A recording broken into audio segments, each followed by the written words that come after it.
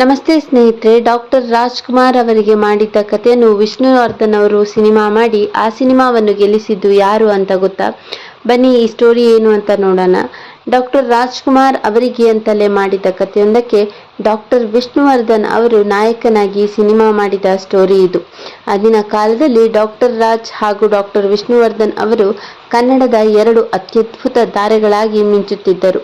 Doctor Raj ಅವರಿಗಾಗಿಯೇ ಕೆಲವು ಕಥೆಗಳನ್ನು ಮಾಡಿ ಅದನ್ನು ಅವರಿಂದನೇ ಸಿನಿಮಾ ಮಾಡಿಸಿ ತೆರೆಗೆ ತರುತ್ತಿದ್ದರು. ಅದೇ ರೀತಿ ವಿಷ್ಣುವರ್ಧನ್ ಅವರಿಗಂತಲೇ ಸಿನಿಮಾ ಕಥೆಗಳನ್ನು ಮಾಡುವವರು ಕೂಡ ಇದ್ದರು. ಆದರೆ ಅವರಿಗಾಗಿಯೇ ಮಾಡಿದ ಕತೆಗೆ ಇವರು, ಇವರಿಗಾಗಿ ಮಾಡಿದ ಕತೆಗೆ ಇತರರು, ಹೀಗೆ ಆಯ್ಕೆಗಳನ್ನು ಮಾಡುತ್ತಿದ್ದುದು ತುಂಬಾ ವಿರಳವೇ ಆಗಿತ್ತು. ಆದರೆ ಅಂತಹದ್ದೊಂದು ಸಂದರ್ಭ ಚಿ ಉದಯಶಂಕರ್ ಅವರಿಗೆ ಬಂದಿತ್ತು. ಡಾಕ್ಟರ್ ರಾಜ್ಕುಮಾರ್ ಅವರಿಗಾಗಿ ಚಿ ಉದಯಶಂಕರ್ ಅವರು ಕಥೆಯೊಂದನ್ನು ಸಿದ್ಧ ಮಾಡಿಕೊಂಡಿದ್ದರು. ಅದನ್ನು ಡಾಕ್ಟರ್ ರಾಜ್ ಅವರಿಗೆ ಹೇಳಿದರು. ಆದರೆ ಅದ್ಯಾಕೋ ಅಣ್ಣವರಿಗೆ ಆ ಕತೆ ಇಷ್ಟವಾಗಲಿಲ್ಲ. ಅವರು ಅದನ್ನು ಮಾಡಲು ಒಪ್ಪಲಿಲ್ಲ. ಬಳಿಕ ಅದನ್ನು ಪಾರ್ವತಮ್ಮನವರಿಗೆ ಕೇಳಿಸಿದಾಗ ಅವರಿಗೂ ಆ ಕತೆ ಇಷ್ಟವಾಗಲಿಲ್ಲ. ಡಾಕ್ಟರ್ ರಾಜ್ಕುಮಾರ್ ಹಾಗೂ ಪಾರ್ವತಮ್ಮ ಇಬ್ಬರು ಆ ಕಥೆಯನ್ನು ಒಪ್ಪದಿದ್ದಾಗ ಚಿ ಉದಯಶಂಕರ್ ಅವರಿಗೆ ಆತಂಕ ಎದುರಾಯಿತು. ಇದನ್ನು ಅರಿತ ಡಾಕ್ಟರ್ ರಾಜ್ ಮತ್ತು ಪಾರ್ವತಮ್ಮ ಅವರಿಬ್ಬರಿಗೂ ಚಿ ಉದಯಶಂಕರ್ ಅವರಿಗೆ, ನೀವು ಈ ಕಥೆಯನ್ನು ಬೇರೆಯವರಿಂದ ಮಾಡಿಸಬಹುದು, ನಮ್ಮದೇನೂ ಅಭ್ಯಂತರವಿಲ್ಲ ಎಂದಿದ್ದರಂತೆ.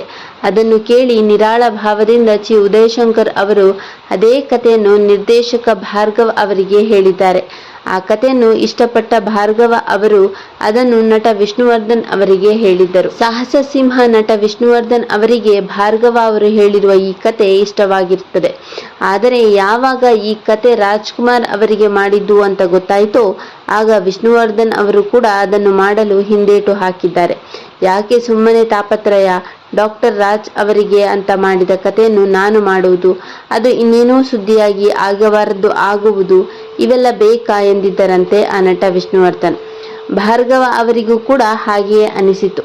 ಅದನ್ನು ತಿಳಿದ ಚಿ ಉದಯಶಂಕರ್ ಅವರು, ನೀವು ಯೋಚಿಸಿದ್ದು ಹೇಳಿದ್ದು ಎಲ್ಲವೂ ಸರಿಯಾಗಿಯೇ ಇದೆ, ಆದರೆ ರಾಜ್ಕುಮಾರ್ ಹಾಗೂ ಪಾರ್ವತಮ್ಮ ಇಬ್ಬರಿಗೂ ಇದನ್ನು ಬೇರೆ ಯಾರಿಂದರಾದ್ರೂ ಮಾಡಿಸಿದ್ರೆ ತಮ್ಮದೇನೂ ಅಭ್ಯಂತರವಿಲ್ಲ ಎಂದಿದ್ದಾರೆ ಎಂದು ಹೇಳಿದ್ದರಂತೆ.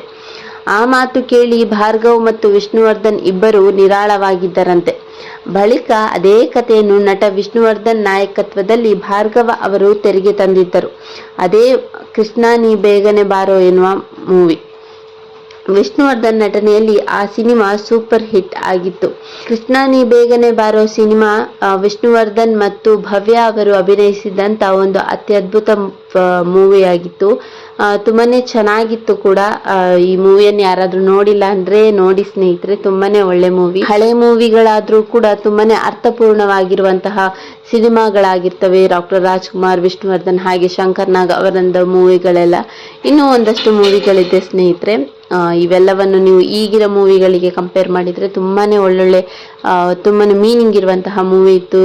ಅದರಲ್ಲಿರೋ ಸಾಂಗ್ಗಳು ಕೂಡ ಅಷ್ಟೇ ತುಂಬಾನೇ ಚೆನ್ನಾಗಿರೋ ಸಾಂಗ್ಗಳಿದ್ವು. ನೀವು ಯಾರಾದ್ರೂ ನೋಡಿಲ್ಲ ಅಂತಾದ್ರೆ ಒಂದ್ಸಲ ಹೋಗಿ ಚೆಕ್ ಮಾಡಿ. ಯೂಟ್ಯೂಬಲ್ಲೆಲ್ಲ ತುಂಬಾನೇ ಬರ್ತಾ ಇರ್ತವೆ, ನೋಡ್ಬೋದು. ಸುಮ್ಮನೆ ಅದು ಇದು ರೀಲ್ಸ್ ನೋಡೋದಕ್ಕಿಂತ ಒಂದೊಳ್ಳೆ ಮೂವಿ ನೋಡಿದ ಅನುಭವ ನಿಮಗೂ ಆಗ್ತದೆ, ಖುಷಿಯೂ ಆಗ್ತದೆ. ಸೊ ಇವತ್ತಿನ ವಿಡಿಯೋ ನೋಡಿ ನಿಮ್ಗೆ ಇಷ್ಟ ಆಗಿದ್ರೆ ಒಂದು ಲೈಕ್ ಮಾಡಿ ಸ್ನೇಹಿತರೆ. ಹಾಗೆ ಯಾರೆಲ್ಲ ಸಬ್ಸ್ಕ್ರೈಬ್ ಮಾಡಿದ್ರೆ ವಿಡಿಯೋ ನೋಡ್ತಿದ್ದೀರಿ, ದಯವಿಟ್ಟು ಸಬ್ಸ್ಕ್ರೈಬ್ ಮಾಡಿ ಸ್ನೇಹಿತರೆ. ಮುಂದಿನ ವಿಡಿಯೋ ಜೊತೆ ಸಿಗ್ತೇನೆ. ಅಲ್ಲಿ ತನಕ ಧನ್ಯವಾದಗಳು.